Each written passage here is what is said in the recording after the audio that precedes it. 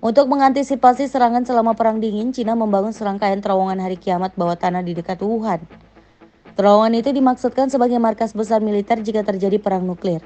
Selama Perang Dingin, hubungan antara Cina dan Uni Soviet hampir mencapai titik didih, sehingga penggunaan senjata nuklir tampak lebih dari sekedar kemungkinan. Dengan bahaya yang terus mengancam, pemimpin komunis Mao Zedong menyerukan pembangunan sejumlah fasilitas bawah tanah untuk melindungi penduduk dan benteng militer negara itu. Melansir express.co.uk, salah satu yang paling terkenal adalah kota bawah tanah Beijing, tetapi yang kurang terkenal adalah proyek 131. Terletak sekitar 50 mil dari Wuhan, terowongan membentang sepanjang 456 meter di bawah Provinsi Hubei. Pada tanggal 31 Januari 1969, keputusan dibuat untuk membangun markas komando bawah tanah. Nama kode 131 berasal dari tanggal tersebut. Kepala Staf Departemen Staf Umum Tentara Pembebasan Rakyat Jenderal Huang Yongzheng bertanggung jawab atas proyek tersebut dan pekerjaan langsung dimulai.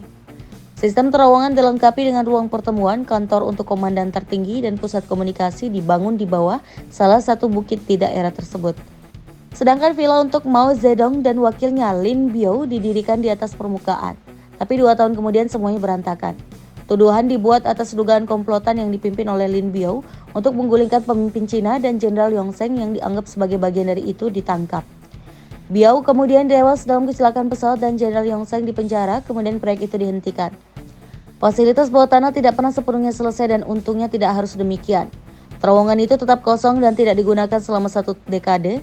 Kemudian pemerintah sempat memutuskan untuk mengubahnya menjadi objek wisata. Saat ini terowongan tersebut dibuka untuk umum. Di atas tanah, situs ini memiliki hotel, fasilitas konferensi, museum era Mao, dan taman. Pengunjung diizinkan untuk berjalan di sekitar sebagian besar ruang bawah tanah yang kosong, meskipun beberapa bagian masih terlarang. Namun terowongan tersebut masih dianggap sebagai proyek militer, oleh karena itu terowongan tertutup untuk pengunjung non-Cina. Baru-baru ini lebih banyak yang terungkap tentang terowongan bawah tanah Beijing di Qiacheng. Tidak ada pengungkapan resmi mengenai ukuran total kompleks tersebut, tetapi diyakini mencakup area seluas lebih dari 31 mil persegi dan terhubung ke semua gedung pemerintah utama kota. Ketegangan mencapai titik tertinggi sepanjang masa pada tahun 1969 dengan konflik perbatasan Sino-Soviet. Hubungan antara keduanya berlanjut dalam keseimbangan yang rapuh sampai runtuhnya Uni Soviet pada tahun 1991. Kota bawah tanah diciptakan sebagai perlindungan besar di ibu kota, dibangun oleh orang-orang biasa yang menggalinya dengan tangan. Banyak dari mereka hanya dilengkapi dengan skop dan membawa segala sesuatu dengan keranjang bambu. Ketua Mao menginstruksikan warganya untuk menggali terowongan yang dalam, menyimpan makanan dan bersiap untuk perang, dan sekitar 300.000 warga sipil mulai bekerja.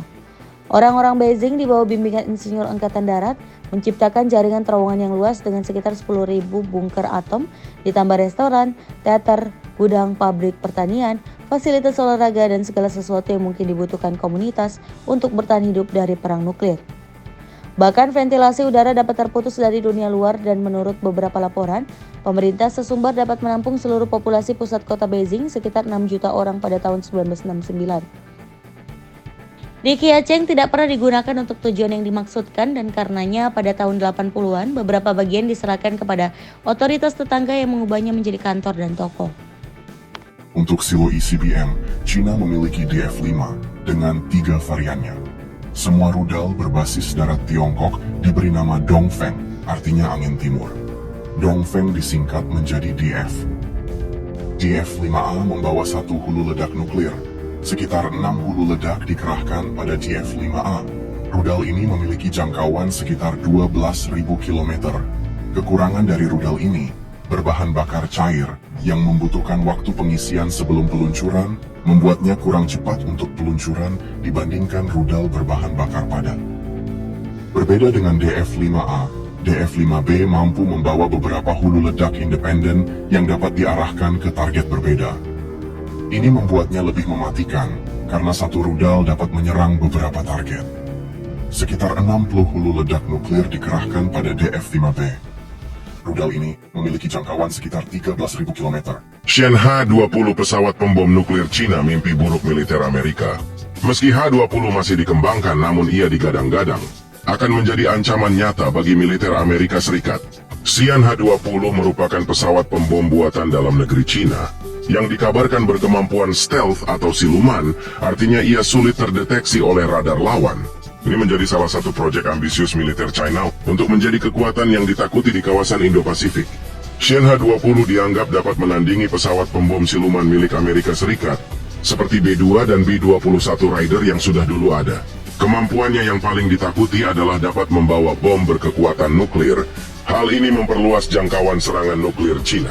Karena H-20 dikabarkan memiliki jangkauan operasi 8.500 km, sehingga dapat menyerang wilayah penting Amerika seperti Guam dan Hawaii. Oleh karena itu, Xian H-20 telah menarik perhatian besar dari pejabat intelijen Amerika Serikat. Kehadiran H-20 akan sangat meningkatkan kekuatan Angkatan Udara Cina, serta membuat para lawannya untuk berpikir ulang ketika ingin menyerang Cina.